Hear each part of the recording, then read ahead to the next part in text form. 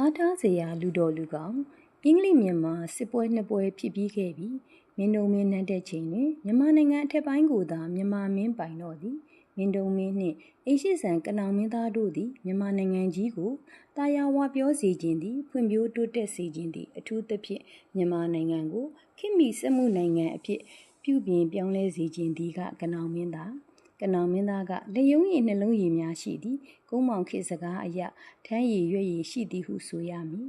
လူရည်ကန်ရည်ရှိသည့်မင်းသားတစ်ပါးပါမင်းတို့မင်းနန်းတက်ပြီးနောက်အင်းနီးချင်းနိုင်ငံများနှင့်အင်္ဂလိပ်ပြင်သစ်အီတလီစသည့်ဥရောပနိုင်ငံများအပြင်အမေရိကန်ပြည်ထောင်စုနှင့်ပါချစ်ခင်ရင်းနှီးစေခြင်းသည်ထို့ကြောင့်တန်အဖွဲ့များဆေလွတ်ပြီးငြိမ်းချမ်းရေးကိုအရယူရန်စိုင်းပြင်းရသည်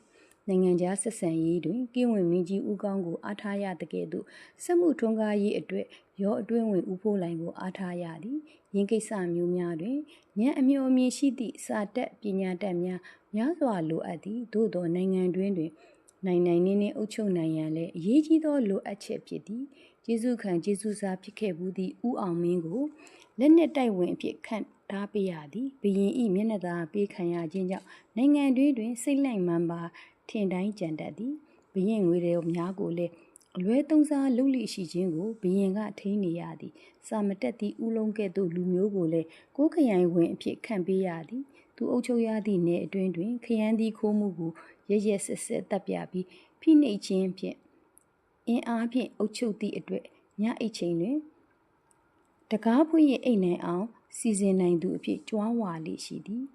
အတိတရားထက်အကြောက်တရားကိုဦးစားပေးသူပြီးရှေ့ရေးကိုတွေးမနေပဲစပရင်ကိုဖိထားလျင်ပြိနေတော်လဲကြွားလိုက်သည်နှင့်ပြန်ကန်တက်သည့်သဘောကိုမစင်ကျင်နိုင်သောကြောင့်1228ခုနှစ်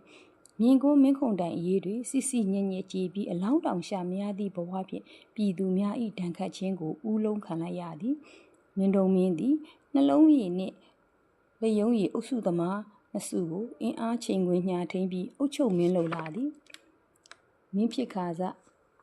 ငယ်ဆရာဖြစ်သည့်မင်းချောင်းပခန်းဆရာတော်ကိုလူဝိလဲစေသည်မင်းဆရာကိုလွတ်တော်ဝင်ကြီးယာဒူးပေးပြီးတိုက်ပြီးအုပ်ချုပ်စီမံမှုအတွက်အာဏာကိုလွှဲအပ်ခဲ့သည်ပခန်းမင်းကြီးဦးရန်ဝေးကလည်းရှင်းနောက်မျှော်မြင်တိုက်ဆပြီးဖြောင့်မတ်စွာအုပ်ချုပ်နိုင်ခြင်းကြောင့်ဘရင်မင်းမြတ်၏အမိန့်ကိုပင်ပယ်နှုတ်နိုင်သည်သူတွင်အားထားစရာလူတော်လူကောင်းတစ်ပည့်နှစ်ဦးဖြစ်သည့်မောင်လှိုင်နှင့်မောင်ကောင်းတို့အနီးအကပ်ရှိနေသည်မင်းတို့မင်းလက်ထက်တွင်ပခန်းဝင်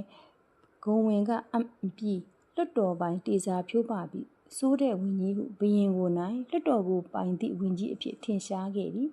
ဤသို့ဖြစ်ရခြင်းကလည်းပခန်းမင်းကြီးဦးရန်ဝေးသည်ယာဒုတာဝန်အမျိုးမျိုးထမ်းရွက်ခဲ့စဉ်ကိုကျိုးမငဲ့ဘရင်အလိုတော်၏ဝင်ကြီးအမည်မခံဘဲတိုင်းပြည်နှင့်လူမျိုးအကျိုးကိုသာ